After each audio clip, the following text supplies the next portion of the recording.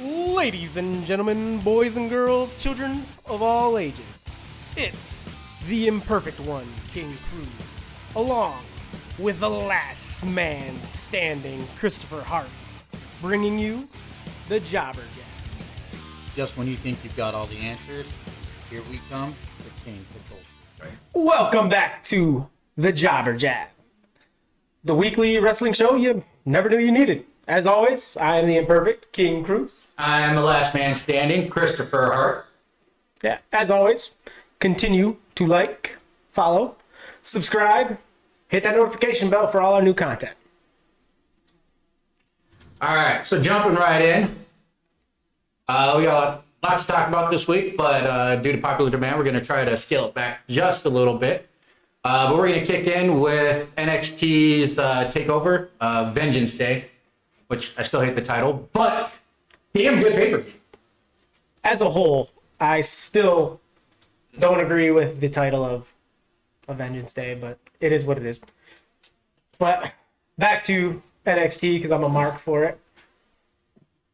Another phenomenal takeover. It was a damn good match. Starting off, you had the women's match, the women's tag team match for the Dusty Rhodes Classic. Ember Moon and Shotzi Blackheart versus Dakota Kai and Raquel Gonzalez. Damn good match. Lots of good spots. Ember Moon, we already knew was kind of a high flyer. But Shotzi Blackheart kind of shocked me with her off the rope moves and top turnbuckle moves. At one point, I mean, she was even doing some pretty Rey Mysterio-esque type moves. I think Shotzi Blackheart has my favorite female entrance because she comes out in a fucking tank.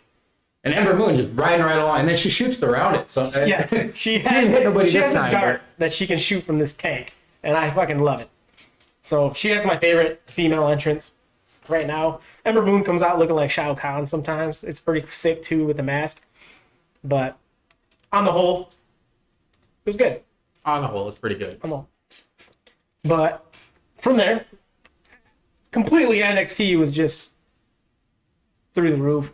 You had the finals Dusty Road Classics, like we just said. So that was the female. Yeah. So the male Dusty Road Classic, you had MSK, which for those of you that aren't familiar with Impact Wrestling or are familiar with Impact Wrestling, it's the Radicals versus. Honestly, couldn't even tell you their name. Couldn't even tell you the other guys that they fought. They won the Dusty Rhodes Classic last year. I do remember that. Their names are escaping me off the top of my head. They're not the news. MSK is the news. MSK is the news. These guys made their debut, not even a month and a half ago, because they did it right when the Dusty Rhodes Classic started. And these guys have been tearing up. Can you tell me again what MSK means? For those of you that don't know, the speculation is MSK stands for the Marijuana Smoking Kids. The Radicals in Impact were very 420 friendly, marijuana leaves all over their gear, stuff like that. But can't have that in WWE, so MSK it is. Up until about a couple weeks ago, I was 420 friendly too. Anyway, those are your finals for the two Dusty Rhodes Classics. If we didn't say before, Raquel Gonzalez and Dakota Kai took the female Dusty Rhodes Classic. Now, winning that tournament in the Dusty Rhodes Classic, you get a sweet trophy. Shout out to Dusty Rhodes, rest in peace. But you also get a tag team championship match down the line. Yes, you do. Which for Dakota Kai and Raquel Gonzalez has bigger implications because it's for the WWE Women's Tag Team titles, which covers all three brands. So you have these NXT superstars that can potentially become Monday Night Raw superstars, SmackDown superstars, wherever the titles go, they're going to go. MSK, unfortunately, I think they only get a shot at the NXT Tag Team shot. They only get a shot at Only and Larkin, who are, without a doubt, one of the best tag teams in the biz right now. And when I mention tag teams, I'm not talking about Jericho and MJF. So I just want to throw that out there. Quick little jab. Other notable matches at the pay-per-view, you had Pete Dunne versus Finn Balor. That was not just a notable match. That was the main event of the evening. Before we get to that, I want to talk about the triple threat. Tony Storm, Mercedes. Gonzalez? Was it Gonzalez?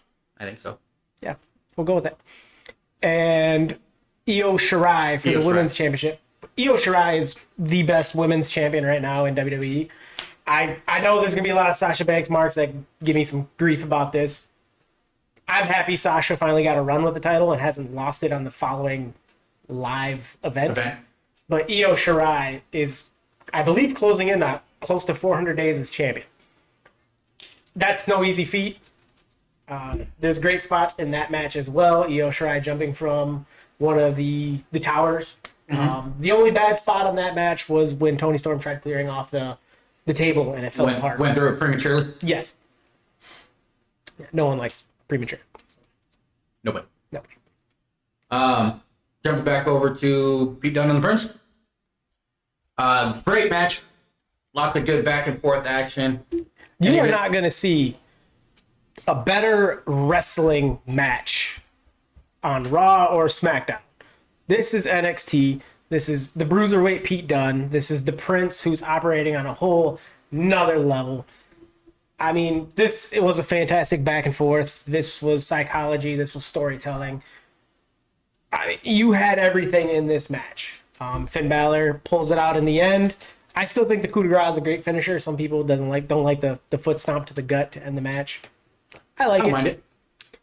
Great back and forth. They went 30 minutes, I believe. And then you had Pete Dunne's goons come out. Again, only in Larkin. They come out and attack after Balor gets the W. So the big news coming out of Vengeance Day. Who comes out to make the save for the Prince? That would be the Undisputed Era. Which, if you've been watching anything that we say, like we've been saying that this needs to happen. The Undisputed Era, more notably Adam Cole and Finn Balor, need to pair up. Whether they're doing it as the club, whether they're doing it as whatever you want to fucking call them. These two guys just have magic together in the ring. We've been wanting them to team up, build a stable with them. Unfortunately, Adam Cole had to go and fuck it all up. You know, I thought I was going to have a good Valentine's Day. And Adam Cole just broke my heart. So, I'll lay it out for you. Are you trying to say that your heart's no longer whole? Touche. That was a good one. You like that? That was good. Yeah. That was good. Anyways. So, setting it up, Undisputed Era saves the Prince. KOD, or KOR, sorry. KOR, Kyle O'Reilly, helps Finn Balor to his feet, saying, "You can trust us." And he's pointing at his shirt the entire time, saying, Undisputed Era. They go to pose, and Balor's just about to give you the gun salute. And he gets kicked in the face. Everybody loves a super kick party, but I got pissed. And then who does he kick after that? Kyle O'Reilly. Kyle O'Reilly. So are we seeing the end of the Undisputed Era? I'm going to say there's beef in the Undisputed Era. I don't think that we're going to see the end of it. I don't know. What do you say? I don't know if we'll ever see Undisputed Era whole again. Boo. Unfortunately, there's a great story to be said here. Adam Cole and Finn Balor definitely need to battle it out for the title. I don't know how Kyle O'Reilly fits in this. That does give you an interesting setup. Unfortunately, I don't. That means that something's not going to happen that we want to do before. If you've got Balor and Cole going back and forth, that may be your NXT Championship match at Mania. Which unfortunately means that Edge probably won't be going for the NXT title unless he jumps in and you make it a three-way. And who doesn't love a good three-way? Anyways, I'm still upset that we never got a club type. If there was ever an opportunity missed, it's that. Especially with the landscape of wrestling right now with the Bullet Club and the Elite and all that going on that we're going to touch on a little later. Vince, you left money on the table. Mr. McMahon, you left money on the table. I knew it was coming. Listen, I'm looking for a job at WWE, damn it. I'll look for a job, but I'll earn my shit the right way. Not me. I didn't get where I'm at by doing it the right way. I mean, you know what I'm talking about. I'm looking for a job, but same. As a whole, that was just a bad transition. That was a bad plug. That was a bad transition. I was late on that. That was a I didn't bad get the plug. nod. For those of you that are tuning in and you're wondering why this picture keeps coming up with that quote, we're going to take you through what happened on Monday Night Raw last week. Nia falls to her backside and hits her backside on the ring apron and yells out, "Ow, My hole. my hole." Which I think that was completely unplanned. I honestly think that ring apron hit nailed her right in the middle. And she had, I mean, granted, she did everything she could from shouting out my asshole or my butt, whatever. Oh, it's censored on YouTube. This was not planned yet. It is bleeped out as if she says my asshole. My asshole. But she says my hole on live TV. Which, getting completely off topic here. Well, actually, it's on topic, but for any of you that don't know, that little scooting move she did, I like to call that the angry dolphin. Because normally, when you go for the hole and they don't expect it, all they get is So, take that, do with it what you will. Back to the action of Monday Night Raw. The fact that you said back to the action and Monday Night Raw after we were talking about the hole is just fantastic. That's fantastic. Don't use that right now. That was bad. That was a cheap pop. Anyway, moving on. I thought we lived for cheap pops. We really do. We're going to talk about Monday Night Raw. So Monday Night Raw was pretty interesting. You had a couple good things come. For those of you that don't know, you've got the Elimination Chamber pay-per-view coming up. So you had some of the elimination matches for that. We had a gauntlet match to figure out who was coming out last in the Elimination Chamber. I still pop for the Elimination Chamber. Normally, I don't like theme pay-per-views. It's one of the good ones. It's one of the few. I'm not going to say it's one of, obviously, it's not one of the big three. No. But next to, I'm going to say like a good Survivor Series match. Elimination Chamber's right up there with it. I agree. Okay. It was a good. When they brought it, I still Not- pop for it now. It hasn't been overused, is what I'm trying to say. And for those that don't know what an Elimination Chamber is, there are two competitors that start in the ring. They are surrounded by a giant cage, and inside that cage, it has a dome, and inside that cage are pods, and 4 wrestlers will be in each pod, and they will randomly enter the ring after, I believe, 5 minutes until everybody is released from their pods, and then it's a straight elimination match. It's a great pay-per-view. This road to WrestleMania doesn't get easy. So the elimination, or excuse me, the Gauntlet match. gauntlet match. Thank you. So the big news. They have names for every. It's an elimination style match. Just stick with the basics, and I won't fuck it up. Let's just make that deal right now. What it is every time we say gauntlet, they probably make like 25 cents on the dollar. I wouldn't be surprised if Hole isn't trademarked at this point. But starting the night, Monday Night Raw, Drew McIntyre on Miz TV. Miz not letting McIntyre talk as he does. Gets a Glasgow kiss to the face. It was actually really legit. For those of you that don't know, the Glasgow kiss is normally a whack-ass headbutt. But I will digress. On Monday Night Raw, it actually looked good this time. It really did.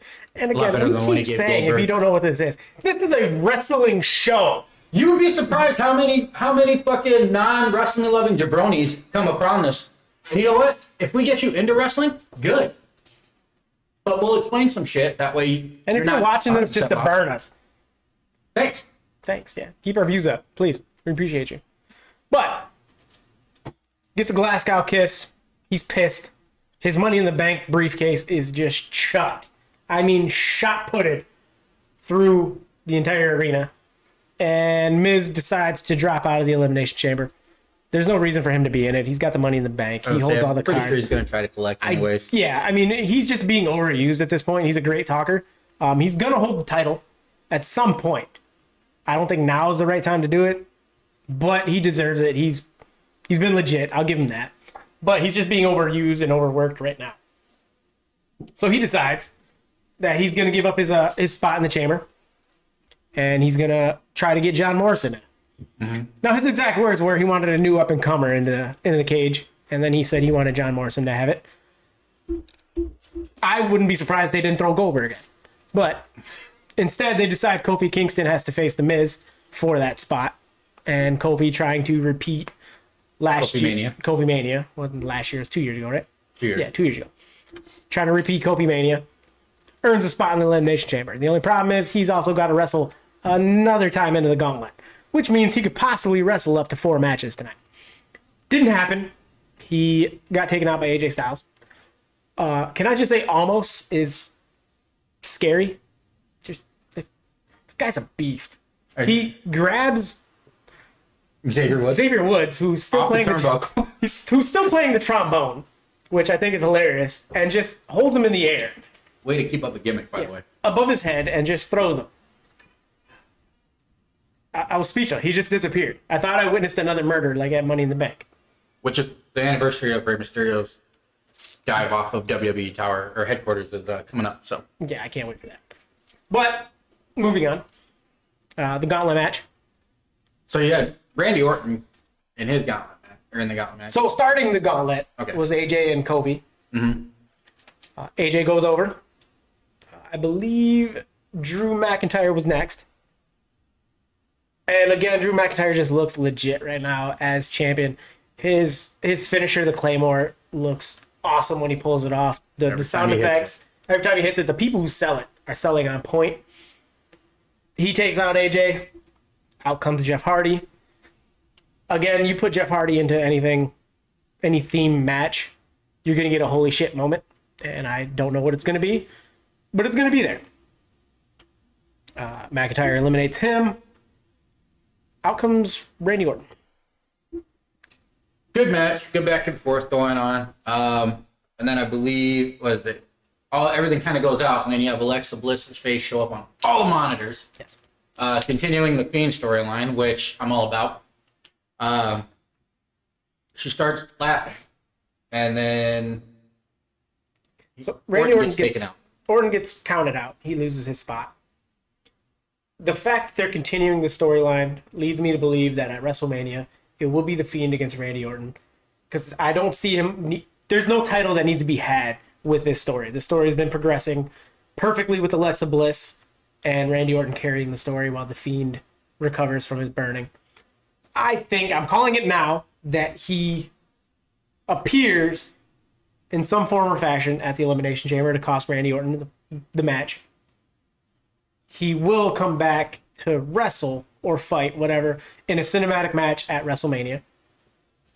So I'm calling that now. The promo with Alexa Bliss sitting in a blood. She made a pentagon. Yeah. 5 candles on each point. Ash to ashes, dust to dust, saying the Fiend died by fire. He's going to be resurrected. So we know that Bray Wyatt, or the Fiend Bray Wyatt, is coming back. I'm definitely going to be on board with you with that one. I want to say that the Fiend is going to be, he's going to interfere, but I don't think it's going to be the Fiend himself. I think it's going to be another Alexa Bliss Okay. kind of She owes him. distraction. She owes him a receipt for the RKO. So maybe she hits Randy Orton with the. Is it still going to be the Twisted Bliss? No, Or, it's you're Sister talking about Abigail. the Sister Thank Abigail, you. her new I couldn't think finisher. So I'm calling it that it's going to be a distraction by Alexa Bliss, and that's going to end up how Orton gets eliminated from the chamber. And then Monday Night Raw between there and Mania, he's going to call out the Fiend, and then that final Raw before Mania is when the Fiend's going to make his appearance. Well, both of our predictions are laid out right there. Let's see who. Let's see who gets closest. We're pretty good right now. I honestly think that we need to be hired as writers because I think we do a better job than. Well, that's Half the the thing. spot monkeys that are out right there. now, we are predicting what the writers are writing. The storylines are easy to tell. Some of the outlandish storylines we come up with obviously would be a lot better than the shit that they write sometimes. No offense to anybody backstage, but put your head out of your ass. Listen to the fans sometimes. I mean, So yeah, you know what I'm saying. going back to the Alexa Bliss thing, like she basically, I'm gonna say resurrected the Fiend. We just don't know how it's gonna happen yet. She did the ashes to ashes, dust to dust, and pentagram. The wind blows through, all the candles blow out. The only thing you didn't have before it faded out was the let me in or let her in. I'm not gonna lie. Even after watching that promo, I felt like I had to light a candle. The heebie-jeebies? Yeah, oh yeah. Oh, yeah. Get I thought the the egg Kukui was going coming. It was bad. I had chills. It was scary. That's not the chills I want from her. So, carrying on. Let's see, what else happened on Monday Night Raw? You had... I'm sick and tired of a major title holder being used horribly. And I am talking about Asuka. A major title holder used as in a tag team capacity is just trash. To further a storyline about the queen of WWE and her 80-year-old gigolo father, shout out to Ric Flair, and his client. Protege? Yeah, protege, that works. That works. Which, congratulations to Lacey Evans. She announced that she is pregnant. Ric Flair, immediately, as soon as she put it out over the mic, woo, call me daddy. Rick, it's not yours. I'm not going to lie. When I watched Raw, and that's the route they went, I thought it was going to be a storyline of her being pregnant by Ric Flair, which I think they're going with. I'm telling you, they were going to do the Tori Wilson and Dawn Marie and her storyline. Everything's being reused, and I dislike it. But I thought that they were just making this up. But no, she's actually legitimately pregnant, so congratulations to her. I will not be so She'll probably critical. be out of action for a while now. She might make she a did couple not. more appearances before she starts showing lips. She did not take a bump, which was pretty odd. And she had a championship bout ready for her and Asuka at the Chamber, so that's going to change some plans. Her beef with Charlotte Flair is probably going to change as well. I don't know if Charlotte's a heel or a face at this point. I'm confused. Asuka being a women's championship and not defending the damn title until pay-per-views or being used in a tag team capacity is just beyond me. I can't take it no more. Mm-hmm. I'm sick and tired of it. It's just dumb. Stop it. Like, I want the Asuka from NXT that was undefeated, that was a legit monster. She wasn't dancing around laughing and blah, blah, blah. No. She walked out and kicked the shit out of you. Spit in your face a little bit. Right. Other Monday Night Raw, you had Matt Riddle. No, not Matt Riddle. You can't call him Matt Riddle. It is Riddle. Riddle. No, sorry. Yeah. If you Google Matt Riddle, bad things pop up. Really? Yeah, he had. Anyway, so you had Riddle Moving on. and the Lucha House Party, which I'm glad that WWE kind of threw them some breadcrumbs. Good to them. Against the Hurt Business. Overall, decent match. Nothing too spectacular. Riddle got the pin over MVP. MVP actually hurt his leg during the match, so we want to wish him a speedy recovery. Hope everything's good And with again, him. this moves along the never-ending story of Matt Riddle. Riddle going for the U.S. title against Bobby Lashley. Bobby Lashley, of course, comes out at the end. Underutilized champion. Yeah, another underutilized champion who hasn't defended the damn title. But he's got to face Keith Lee and Riddle at the Elimination Chamber. So interested to see how that plays out, because now you threw Keith Lee in, who probably didn't need to be involved with this storyline. I would much rather Riddle just see this to the end. But it is what it is. I actually like Riddle's entrance when he comes out in the flip-flops, dances around, and then chucks them. I mean, if I had a hair like his... You think he's wearing like legit flip-flops, or is he wearing like the Asian, like, I just got my toenails done flip-flops? They come off easy. He looks kind of bougie. Or are they slides? They're definitely slides. They're slides. I just don't know what kind. Okay. Ultimately, at the Elimination Chamber, I think Keith Lee's going to take the whole thing. So, moving right along. Very well. You like that? Well done. Let's see. Moving along. So, got a little bit more news on the AEW, New Japan Pro Wrestling. I'm sure you guys are tired of hearing us talk about it, but I don't give a damn. It's my show. If you haven't heard or read the news, now they have signed an exclusive deal with AAA Wrestling, which is all the Lucha Wrestling. The implications about this is amazing, because now you've got stars like Mil Muertes. I know I messed up his name, but I can't roll my R's like that anymore. Mil Muertes. Thank you. I think his real name is Ricky Masias. Yes. Awesome wrestler. He was in Lucha Underground. Now he's with AAA. So now he's got his opportunity to come over, go to Japan and to AEW. So some more crossover there. I need to dust off my lucha mask and take my ass to Mexico. I think I need to make a return. There you go. Rey Mysterio Jr. I like it. If I'm you in. think. I'm in. Got a tattoo on my back. I'm ready. You also have Okada, who went on the record and said that his ass is coming to AEW. We just don't know when. That'll be a good transition when he makes that. I'm gonna pop when Ibushi finally shows up somewhere. Kota Ibushi shows up. Hopefully it's to whoop the shit out of Kenny Omega. Anyway, so speaking of Kenny Omega, you had the Elite last Wednesday. Dynamite went off the air. I haven't read the exact details because nothing's actually come out, but apparently there was some heat. Kind of exactly what we were saying. You've got the Bullet Club throwing some shade on the Elite about joining up and doing all this bullshit together. So I'm really excited to see where this is going. It's getting closer. We can almost see it. It's just like, damn, make it happen already. The breadcrumbs are there. Once the God come out and attack either Gallows and Anderson or the Young Bucks, that's it. It's club against club.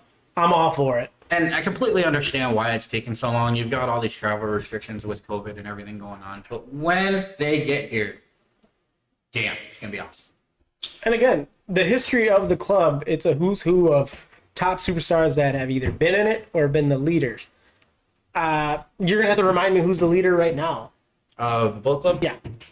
Oh, I don't know if that's Switchblade. for the leader of the Bullet Club, you've got Switchblade Jay White, who took over the whole show from Kenny Omega. So We should have kept count. we should have kept count. Ding, ding. Maybe I'll add that in when I do the post.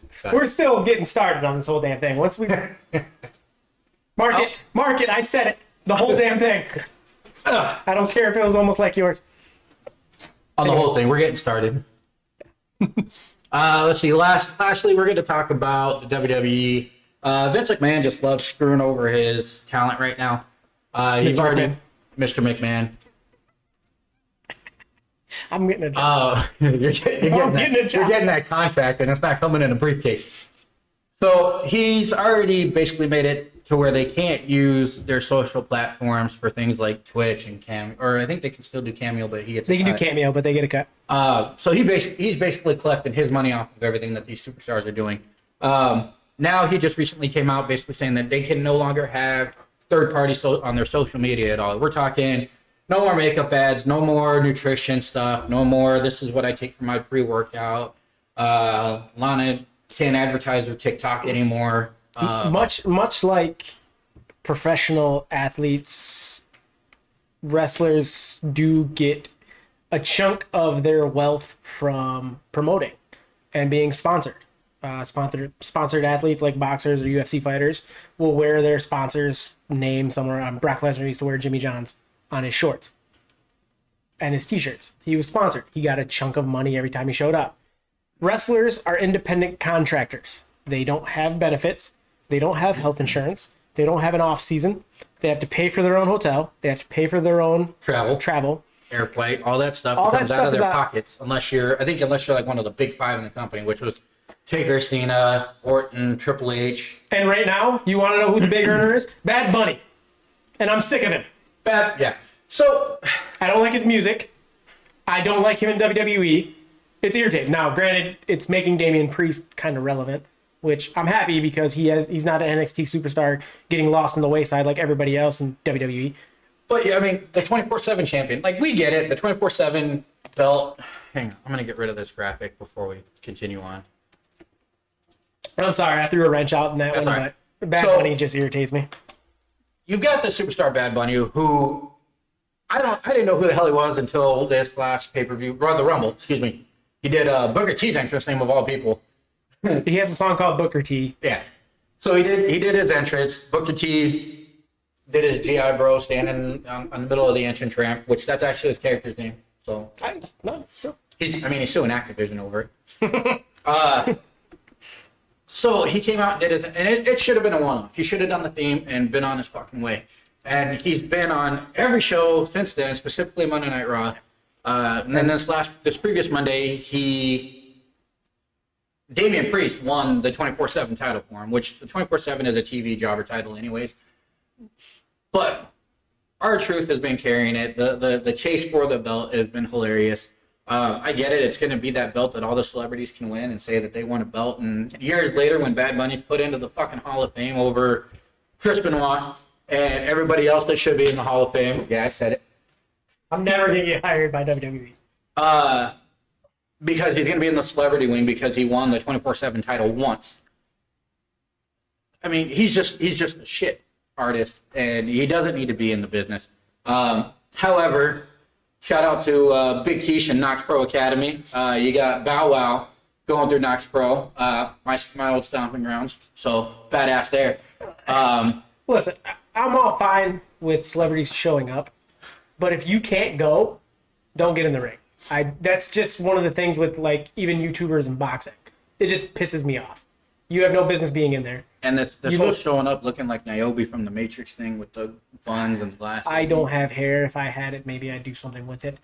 I don't know. You do the luscious, like.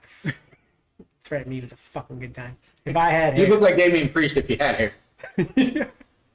Anyway, moving on back to social media.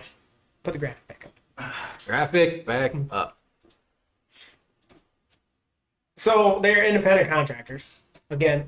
So with everything we've said, you wonder why people want to do this job. It is because you do travel the world. You do get to do amazing things. But this here, I just don't understand legally how this is possible. You not only own their names, but you own their likeness. You own their social media. They can't promote. They can't earn any money outside of the WWE. Now, they lost a significant percentage of their money when WWE went to the network because that is one monthly payment of $9.99. $9.99. We almost did it. We almost. We got to work on that. Which is a huge step down because you used to have to pay $60 a pay-per-view, and I wanted to say it was like $90 for Mania. Mm-hmm. So, 6 hours long. And now, I mean, they've recovered that loss. Yeah. For those that didn't know, WWE Network has been sold to the Peacock Network.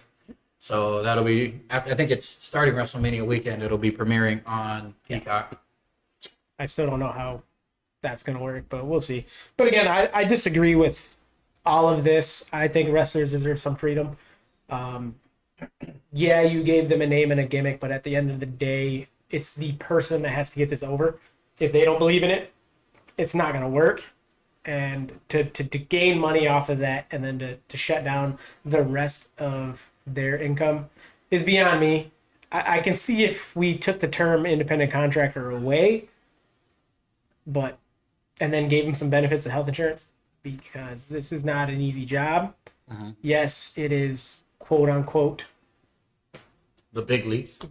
Yeah, I was gonna use the F word, but I don't even want to call it fake. It's scripted. It's entertainment. It's entertainment. It's sports entertainment. They're actors. They're athletes that put their body on the line every time they're out there. These are legitimate injuries that they ultimately are going to have to pay for themselves. There's no off season. I said WWE needs an off season. I think that keep fans vested when they do take off for a month or two and come back. You can have fresh storylines. It'd be like a season premiere of another show. But that's my take on it. I don't understand how independent contractors can be held to such a standard. That being said, how do you guys feel about it? Go ahead and in the comments below, let us know. Talk your shit. Shout out to Brian Iyer. We did have some baby weight. We both put it on. Kurt, So, you see my eye contact? I'll see you got some week. eye contact for you guys now. Anyways, let us know what you think. Like the video, subscribe, and we will see you next time on the Jobber Chat.